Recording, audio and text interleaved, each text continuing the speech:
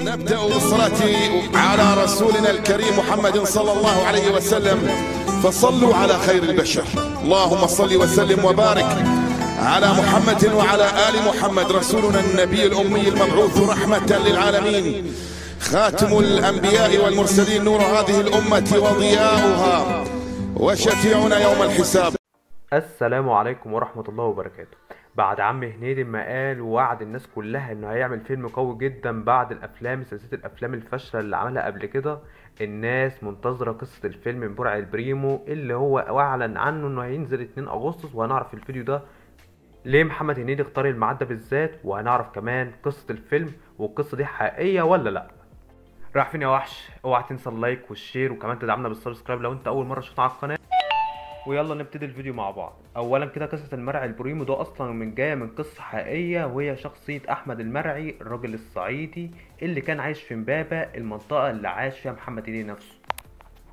شخصيه الراجل الصعيدي ده مخليها محمد هنيدي ده كان دايما متاثر بيها من صغره، كان دايما يحب يقعد مع الراجل ده ويشوف هو بيبيع ايه.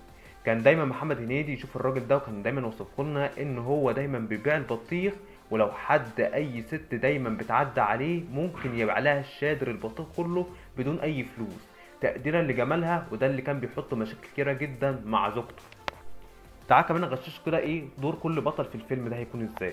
عندنا مثلا غادة عادل هيكون زوجة محمد هنيدي، وهتشتغل معاه في البطيخ على فكره، وممكن يكون الصراع ما بينها وما بين هنيدي بسبب ايه الغيره الزوجيه دي دايما. مصطفى ابو سريع ده هيبقى اخو عادل على فكره، وكمان هيبقى في صراع ما بينه وما بين هنيدي، بيبقى في مواقف كوميديه جدا موجوده في الفيلم ده. كمان شخصيه محمد محمود ده هيمثل حما محمد هنيدي. كمان شخصيه لطفي لبيب، والشخصيه اللي هيبقى كويس انها رجعت تاني، وانا سعدت جدا على فكره انها رجعت، هتمثل جد محمد هنيدي. سعيد كمان بوجود واحد زي عباسط حموده، وهيقدم اغنيه جميله جدا مع محمد هنيدي، وده اللي من فكره مشجعنا على العمل، وحاجه جديده جدا نشوف هنيدي مع عباسط حموده. وعلى فكره اي اغنيه محمد هنيدي بيغنيها في الفيلم بنعرف انها تنجح على طول. كمان الواحد سعيد جدا بوجود مخرج كبير زي سعيد حامد في الفيلم ده. سعيد حامد يعتبر يا جماعه هو اللي كتب تاريخ محمد هنيدي كده بطبق من نور في السماء، هو اللي عمل تاريخ محمد هنيدي ده. بص كل الافلام العظيمه اللي عملها هنيدي هو اللي كان اخرجها. عمل فيلم الصعيدي في الجامعه الامريكيه هو اللي كان اخرجه، عمل صعيدي انا يا خالتي هو اللي كان اخرجه، عمل برضه حتى كمان بالنسبه وحتى فيلم همام امستردام يعتبر الراجل ده هو اللي عمل مجهود كبير جدا عشان يطلع هنيدي في المجهود ده والصوره اللي طلعت فيها همام امستردام. السؤال بقى اللي بيطرح نفسه اللي انا قلت في اول الحلقه، ليه هنيدي دايما بيختار 2 اغسطس لعرض اي فيلم ليه بتاعه، او شهر اغسطس بالذات؟ هنيدي بيحب الوقت ده بالذات لانه دايما بيتفائل باليوم ده بسبب نجاح صعيدي في الجامعه الامريكيه. صعيدي في الجامعه الامريكيه كان معروض بالظبط 4 اغسطس 98، وبرضه عملها برضه في فول الصين العظيم، اتعرض بالظبط 8 اغسطس 2004. عشان كده محمد هنيدي دايما بيعتز بشهر اغسطس ده لعرض الافلام بتاعه، ودايما بيقول عليه بيتفائل باليوم ده. نتمنى في الفيلم ده على فكرة انه يرجع هنيدي تانية لمرتبته الطبيعية وهيبته مرة تانية.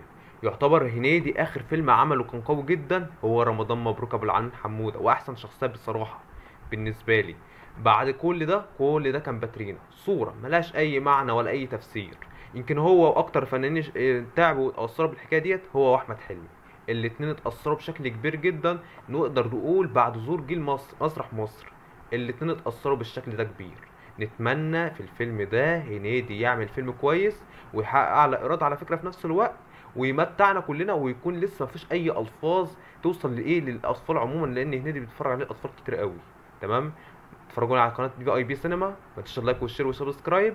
ما تحتاجوا كلكم، هادي احمد.